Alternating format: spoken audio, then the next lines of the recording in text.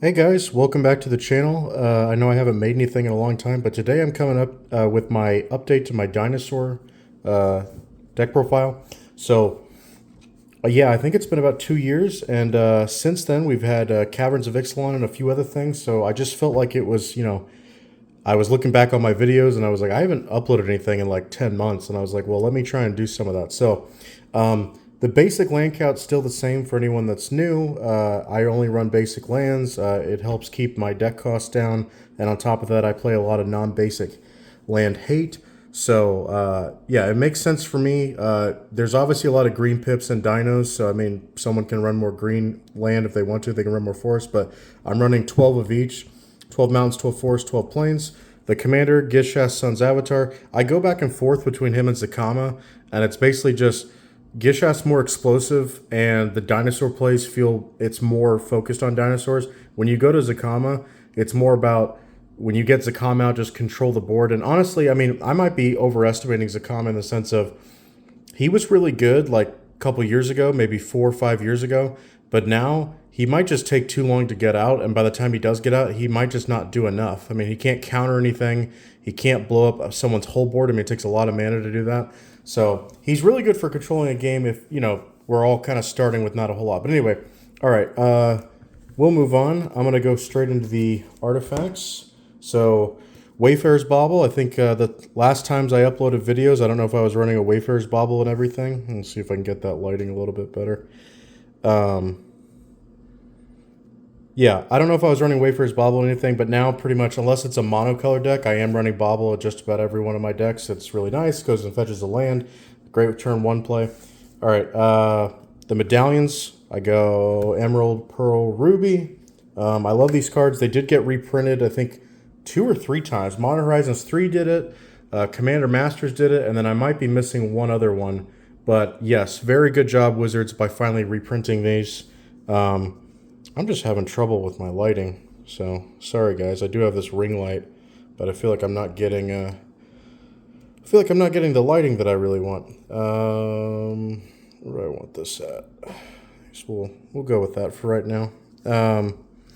Okay, but yeah, these three. We'll move on. And the last artifact is Urza's Incubator. Just reducing your dinos by 2. I mean, we have a lot of high CMC dinos, so whatever we can do to reduce their cost is great. Creatures, we'll do low high as far as CMC with all these cards. So Kinjali's Collar reduces your dinosaurs by 1. Autopec Huntmaster reduces them by 1, can give something haste. Kinjali's Sunwing, your opponent's creatures come in tapped. Ranging Raptors, when it's dealt damage, we have a lot of ways to trigger the enrage effects. So it can go fetch a land for us, put it in tapped. Here's a new one, Regal Imperiosaur. So other dinos get +1/+1. It's 3 mana, 5/4. Can't beat that. Topiary Stomper. I think this was a brand new addition. The last time I did a deck profile 2 years ago. When it enters the battlefield, go grab any land you want. Or basic land, put it on the... For me, it's always any land I want, but I guess for anybody else, yeah, just basic. Can't attack or block unless you control 7 or more lands. I mean, that part's not as important, the fact that it just ramps us. Wayward Swordtooth, we can play an additional land each turn, and you can't attack or block until it has the Sitting's Blessing, which means you have to have 10 or more permanents, including itself. Here's a newer one, Curious Altasaur. This was from the commander, the commander for Lost Caverns of Ixalan. 2/5 for 4 mana, Vigilance for each. Whenever a dinosaur deals combat damage to a player, draw a card. That's really nice. That's probably one of the issues that I think dinos did have was I could get out something beefy, but I didn't have a whole lot of way of keeping card advantage. So unless I had my commander out where I was, doing the, I don't know what you want to call it, the explosion effect of a, hey, go off the top of my deck. Unless that was happening, I felt like, yeah, we weren't keeping a lot of cards in our hand. Forerunner of the Empire, if a dinosaur enters, you can Forerunner will deal 1 damage to each creature. You may. It's a may effect. And when he enters, you also get to grab any dino and put it at the top of your library. He's a really good human support card. Knight of the Stampede, dinosaur spells you cast cost 2 less to cast. Majestic Heliopterus, when it attacks another target, dino can gain flying until end turn. The reason I keep this in here is because we have so many dinos that are on the ground that can't fly, and in case you do come across someone's running, they say like a Voltron card, commander, or basically some big ass thing, it is nice that you could possibly fly over it, especially with Gishath, and get damage in anyway. Ripjaw Raptor, when it's dealt damage, draw a card. Charging Monstersaur, 5 mana, 5/5 trample haste, can't beat that. Gigantosaurus, 10/10 for 5 green. We love getting this out with cards like Eldritch Evolution and Green Sun Zenith. Those are fun. Regisaur Alpha, 4/4. Other dinos you control have haste. Whenever it enters, you make a 3/3 dino with trample, and obviously that dino will have haste. All for 5 mana. I don't know if I was running this one last time, but I don't love this card, but I just keep it in because it is just, one, it's a way to balance out the color pips with white. And on top of that, I mean, it is very useful. If a source would deal damage to another dino, you control prevent all but one of that damage. So it just helps that, like, in combat, if you're worried about, well, if I run my dinos at them, they're going to kill my stuff. Obviously, with that card, that's probably not going to happen. Here's a newer one that just came out, Tyrian World Tyrant. 5 mana, 9/7, has no ability, but 5 mana, 9/7, I mean, kind of hard to beat that. I mean, the 10/10 Gigantosaurus is better, but the whole point is that, you know, we just want the best payoff for Gishath, or just in general if we're cheating out dinos. We want them to strike fear in the heart of our opponents. There's no point in running this deck if you're going to run a bunch of, like, low CMC dinos. In my opinion, I'm like, I don't even know why you're playing this deck. Trapjaw Tyrant, whenever it's dealt damage, you can exile target creature, but if Trapjaw Tyrant leaves the battlefield, that card will come back. Here's a newer one. When I say newer, I mean, I know these cards have been out for like a year at this point, but just an update on my build. Wrathful Raptors, 5 mana, 5/5 trample. When a dinosaur you control is dealt damage, it deals that much damage to any target that isn't a dinosaur. That is an awesome effect. I think I've pulled this off once where I was able to game somebody with this, but it is an awesome card because you can obviously ping your own stuff and then redirect that damage somewhere else. And obviously in combat, it really makes your opponents like second guess if they want to block or not. Carnage Tyrant, 7/6 for 6 mana, can't be countered, trample hexproof. I think that one's always going to stay in there.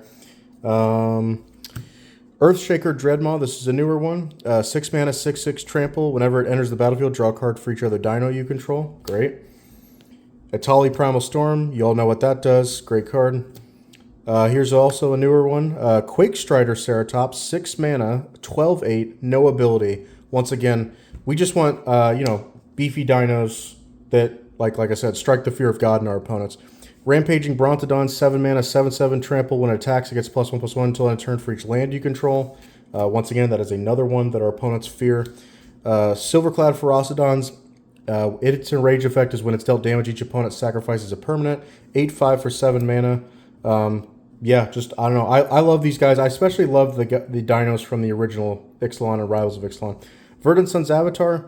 I talked about this in my last video, but I just like to keep this one in here because we are playing a bunch of big creatures, so it would help, you know, like through the course of a game, if it's like I did a Gishath trigger and I gained 25 life off of it, that could save us. Like, so that's why I think it's important to run it here. It's not horrible stats, 7 mana for 5/5, but its ability, I mean, it pays, I don't want to say it pays for itself, but, you know, let's say you want to pay only 5 mana for this, and it's a, you know, 7 mana. At least you can, I don't want to say you can justify it, but, you know, the extra 2 that you would be paying for it, you're gaining 5 life as soon as it enters off its own ability. Ancient Brontodon, 9/9 for 8 mana. I mean, once again, we just want the payoff to be really good when we, and I just played this deck a couple days ago, and granted, I only had 2 opponents, not 3 like a typical game. We were waiting on one of our guys to come back from an event, but yeah, I was trying to team up with one guy to help take down the archenemy at the table, and then I became the archenemy because I did Gishath one swing, and I was like, hey, this will just help us get some board presence. And then, yeah, I literally hit like 6 for 7, and they were all like awesome dinos. I think I got Atali. I mean, we'll go through the other ones. Excuse me. Here's a newer one, Galta Stampede Tyrant. So this is the newer Galta. 8 mana, 12/12 trample. When it enters the battlefield, put any number of creature cards from your hand onto the battlefield. So here's what I like and don't like. So, I mean, it's the same stats as the original Galta. It's just, you know, different mana costs. And, like, don't get me wrong, I like that this mana cost can't be reduced. I mean, in the sense of it's not the original Galta reducing. But at the same time, I just know that other people are throwing this into, like, every deck that runs green and runs, like, big creatures or creatures that have ETB effects. And I like dinos staying more of like dino-centric. It's like throwing like random vampires in a deck and be like, well, this vampire's just busted, so I'm going to run it. I'm sure like if someone loves Vampire Tribal, they'd be like, yeah, but that's meant to go in Vampire. So it's a great effect. And like obviously, I mean, I was able to use this the other night, and I think it got cheated onto the battlefield, and then I was able to drop 2 more dinos from my hand. But It's a great card. I just, like I said, I don't love seeing dinos being thrown to everybody else's deck in the 99. And it's like they're not even understanding how cool the fact of it's a dino is. They wouldn't care what it is. It could be a, a human necromancer or something. They wouldn't care. Awakening Sun's Avatar, when it enters, if you cast it, destroy all non-dinos. This can affect a few of our humans, the Forerunner, the Kinjali's Collar, and the Knight of the Stampede, and I might be missing like one other one. But for the most part, we're okay with this because, it's going to make up for it by just blowing out all our opponents. Like I said in my last video, my main regret is that because this came out in the same set as Gishath, what sucks is if you get this card off of Gishath, its effect won't happen. But I get why they put in that. I wish what they would have said, and this is probably too elaborate, but what they would have said is, if this thing enters the battlefield, if you cast it from your hand, or if it enters the battlefield off a dinosaur's ability, then its effect will still trigger. That would have been nice. But Zatopo Primal Dawn, 8 mana, flying, double strike, vigilance, trample, indestructible. I mean, it has basically everything except for haste, I believe. But yeah, 4/8. Normally, I don't run things with double strike. I just don't. I don't want to say I don't like the interaction, but I think it kind of is overkill. But with this card, I make an exception because it is a flying dino. It's the best white dinosaur, that's for sure. Apex Altasaur, when it enters, you can have it just keep fighting stuff, and obviously the magic rule is don't be dealt 10 damage by this thing. As soon as you get to like 9 or close to that, you just stop. The Old Commander is a common Primal Calamity, 9/9 for 9. Vigilance, Reach, Trample. When it enters the battlefield, if you cast it, untap all lands you control, which is a great effect, and then you can do different effects, deal 3 damage to a target creature, blow up an artifact or enchantment, or gain 3 life. He's great. He's versatile. I think Zakama's technically a girl, but whatever. You know what I mean. Galta, Primal Hunger.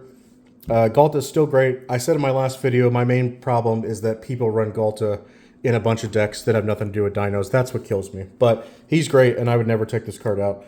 Okay, so here's a newer edition, but by newer, I mean, like, I ran this a long time ago, took it out, and I'm, like, now looking at it, I'm like, why did I take that out? So I just put it back in here. Congregation at Dawn. For 3 mana, instant speed, search your library for 3 creatures, reveal them, and then put them on the top of your library in any order. So, obviously, with Gishath, we want that we can kind of, like, stack it how we want. But on top of that, I didn't realize how many cards you could run in a dino deck that actually... I mean, I'm not saying there's a ton, but there's a few that deal with, like, the top card of your library. And I was like, yeah, that has more than just the commander use. I was like, I could run that in other stuff. Okay, that was our one instant. Now let's do the enchantments. So, all right, we got Power Balance. This is a red staple for me. And some people might laugh at that, and they're like, dude, what the hell? But for me... excuse me.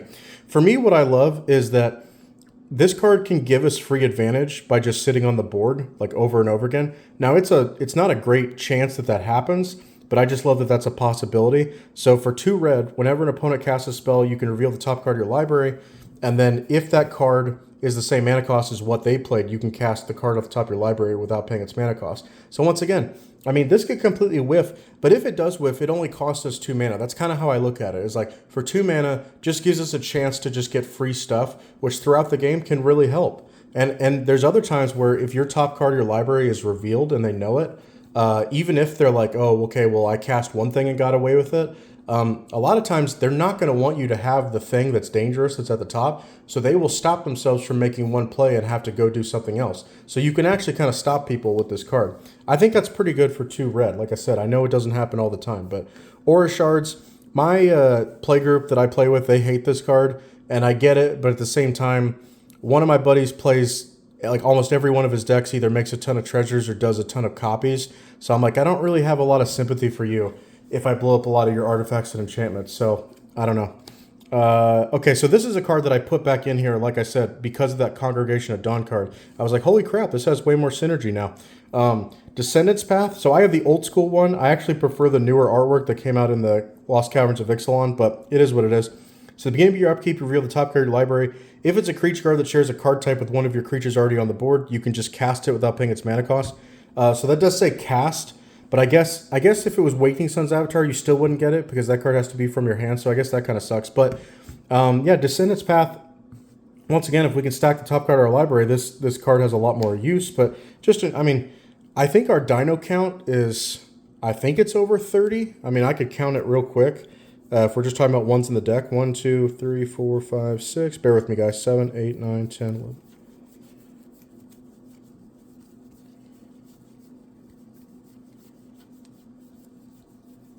It is 29 dinos in the main deck. So I think that's a good number. All right, keep going with the enchantments. Mael's Aria. I don't know if I was running this before, and even still, like, I sometimes second guess this because I don't know if I can get the big ability, but for 3 mana, and obviously I can only run this in Naya decks because of the color restrictions. So at the beginning of your upkeep, put a +1/+1 on each creature you control. If you control a creature power 5 or greater, that's like, we don't even have to think about that. That's going to happen like from turn 4 on probably. Then you can gain 10 life if you control a creature power 10 or greater. That's also not that hard. We have plenty of those creatures that are that big. Then you win the game if you control a creature power 20 or greater. Now, we have a few ways to buff up creatures. Obviously, this card can do it slowly over time. We have a few ways to buff up creatures, but I can't promise and be like, oh, that's like some easy peasy thing. I think we would have to have Cathar's Crusade, which I'll get there in a second, but don't quote me on that. But Defense of the Heart. So this is a card I wasn't running before, but not because I wasn't aware it existed, but just because of price. And I'm the weirdo where I don't like anything that was printed before like 8th edition. So I guess modern, anything before modern. I don't like the look of those cards because they look old as dirt to me. So I don't get those. And Defense of the Heart, it was, I also, Wilds of Eldraine did these like full art, extended border, weird looking cards, or I guess what do they call it, borderless cards. I hated the way they looked. And then I like found out that like, oh, well, there was this Judge promo of Defense of the Heart, and I was like, sweet. So unfortunately, these are like 27, 28 bucks, but it's my favorite artwork of this card, and it's a great effect. And like almost any green deck, if you have like decent sized creatures that you'd love to cheat out, this card I think is worth the play. I wish they would reprint this card a little bit more, honestly. But yeah, at the beginning of your upkeep, if an opponent controls more creatures than you, or sorry, 3 or more creatures, it doesn't have to be more than you, just as long as they have 3 or more creatures, you sack Defense of the Heart, go grab any 2 creatures from your library and put them onto the battlefield. So kind of hard to beat that. That's great value. Descendants Fury, this is a newer one, and I say newer once again from Commander Masters. So this Commander Masters, I believe, was, yeah, like fall of 2023, I believe. So whenever 1 or more creatures you control deal combat damage to a player, you may sack it. Is that 2023? Yeah, 2023. If a creature deals combat damage, any of your creatures deal combat damage, you can sack one of them basically at the end of the combat and bring out you go off the top until you hit a creature with the same type. Obviously, we have nothing but dinos, so we would sack the smaller ones. The cool thing is you can sack tokens with that. That is really cool. But yeah, we're going to sack the smaller ones and try to go into a bigger one. Fires of Invention. This is just a cool card that I like. I don't run it in every red deck, but I like it. It's really good if you have a deck in red that has a lot of high CMC stuff. So you can cast only 2 spells a turn, up to 2, and you can't cast things at instant speed, which we don't like. As you saw with Congregation of Dawn, we don't even need to run that as an instant, to be honest. But you don't tap lands. Once this card goes to play, you don't have to tap lands. You can just cast things for free, basically. So the reason I started playing this card was when I had Zakama as my commander, I could save my actual land, the mana from my lands, I could save that for its ability, and then just cast things with Fires of Invention. But in here, it's mainly because, let's say I have, like, I play this on turn 4, and then on my 5th turn, chances are I'm going to have multiple cards that are in that range of 5 mana, 4 mana, whatever. So I can just play out both those, and in a way, we, like, ramped by 3 almost. So I like this, and like I said, the later the game goes, it's like all good, because we don't really, dinos are not like a storm deck. We're putting a bunch of mana into big things, so very rarely are we going to be sitting with a bunch of low drop cards being like, oh, I could have cast 4 cards this turn, but Fires of Invention screwed me over. That like never happens. Pyrohemia, I would say this is some secret sauce in the deck that I'm sure people are aware of it, but Pyrohemia really is important to trigger your Enrage effects. So 4 mana, Pyrohemia red enchantment. At the beginning of your end step, if no creatures are on the battlefield, sacrifice it. I've never had that happen. I know it's possible, but I've never had that happen. Pay a red, Pyrohemia deals 1 damage to each creature and each player. I have killed somebody with this, because obviously if you get someone low enough and you have enough red, you can just do the effect and just kill them for whatever life they have left. But it's great for triggering Enrage, because you get to control it. It's only 1 red per time. But it's just cool because it's not a creature. You don't have to worry about someone killing it in combat, blah, blah, blah, or doing a board wipe and killing it. Cathar's Crusade, I mentioned this before. I don't love throwing Cathar's Crusade in every deck, although you probably could, because just, if you play a decent amount of creatures, you could. But it's one of the only ways to really buff up your creatures in these colors. The other one I saw is like, what is it? It's in green. It's the one that says it's an enchantment that I think costs 5 or 6 mana, and it basically says like if a creature would die, you put that many +1/+1 counters on another one of your creatures equal to its power. It has to be one of your creatures that die.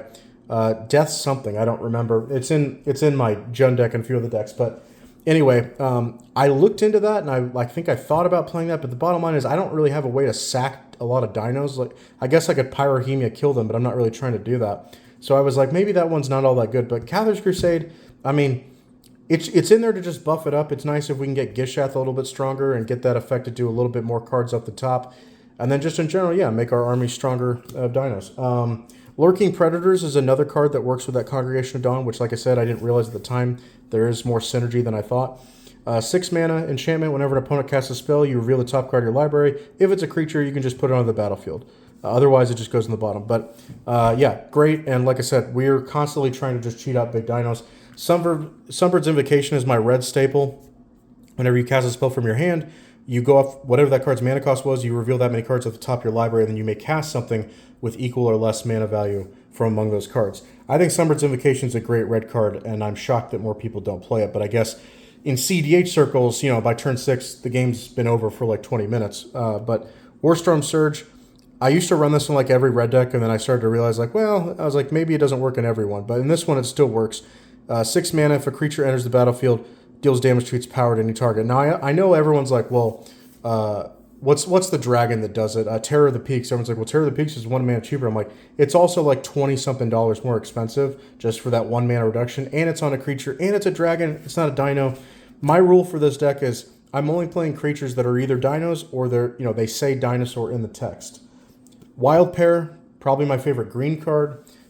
If a creature enters the battlefield, if you cast it from your hand, you get to search your library for a creature that has the same total power toughness. So if you play a creature that's a 5/5, so total power and toughness is 10, you can look into your library for something that also has total power and toughness 10. Could be another 5/5, could be a 6/4, 4/6, whatever, 3/7, All right, sorceries, Farseek. You know what that does. Don't play it in a mono green deck, otherwise you're fine. Rampant Growth, Cultivate, Eldritch Evolution, which is the one I mentioned earlier. You sack a creature, and then you can go grab anything that's up to 2 mana more than that creature's mana value. So if I sack a 3 mana creature, I can go grab something 5 mana or less as creature-wise from my deck. And Gigantosaurus is 5 mana, so that's a perfect one to get. It's pretty nice to get a 10/10 out on like turn 4, or turn 3 technically. But Boiling Seas, Destroy All Islands. I don't mess around. Like, my thing is, blue does a lot of things I don't like, so I don't really feel bad for blue players, but my buddy will like constantly be like, I can't believe you did that. I'm like, bro, like, if you're making copies of stuff, don't come crying to me. And I have people look down on me. They're like, man, you're only running basics. And I'm just like, okay, yeah, fine. But I love blowing up lands, and this is kind of my way of like, keeping everybody back at my pace, I'm not saying I'm a completely slow player, but Decimate, I still run this in all my Gruul decks. You get to blow up an artifact, creature, enchantment, and land. Normally, only the enchantment is what holds us up of like being able to pull this off, but that's still not even that often. Most of the time that I can play this, it's a valid like use, like in the sense of I'm not holding this in my hand too many times where I'm like, oh crap, I can't play it. Ruination, destroy all non-basic lands. Once again, like I said, I don't mess around. So if you're gonna talk crap about my basics, I'm gonna blow up your non-basics. So it just is how it is. Traverse the Outlands. We can pick a creature that's the strongest. It doesn't have to be the strongest. Well, yeah, it is it has to be the greatest. Okay. But yeah, you go grab that many basic lands and put them on a battlefield tap. In this deck, once again, we can ramp up by 10 lands on like I said, like turn 5 or something. Farewell. This is a white staple. I'm starting to run in all my white decks. I know I'm not like a genius for doing that, but I just realized I probably need a little bit more removal. And the bottom line is Farewell is probably the best that's out there. You can exile all artifacts, all creatures, all enchantments, and graveyards. This does not hit planeswalkers, but it's pretty good. And the fact that it exiles, it gets around a lot of stuff. Full Throttle, this will be like the newest edition, or one of them. 6 mana sorcery. After this main phase, there are 2 additional combat phases. So, I mean, I'm no expert, but I'm assuming you're meant to already do your regular combat, then go in your post-combat main phase, then play this on your second main, basically. So at the beginning of each combat this turn, untap all creatures that attack this turn. So if you attacked with stuff, you attack, then you play Full Throttle, then you untap those guys and you do it again. So the thing that's kind of balanced about this is that if you have a way of making tokens in your combat, unless those tokens come in and have haste, they're not going to be able to attack in your multiple combats, which I kind of like because it's a way to like keep things in check in a way. My last sorcery, my last card in the deck is Boundless Realms, which is a green staple for me in Commander. You search your library for X basic lands where X is the number of lands you control and put them on a battlefield tap. This is great because there's times where we have like 15 lands and we can really ramp up and go crazy. And there's other times where it's like, hey, it only did 7, but it only cost me 7, so it's getting its value. That's it for the Dino deck. I love this deck. It's my oldest deck, and I'm happy I just updated it. So hope you guys enjoy, and I'll be coming at you with more deck profiles. Thank you. Bye.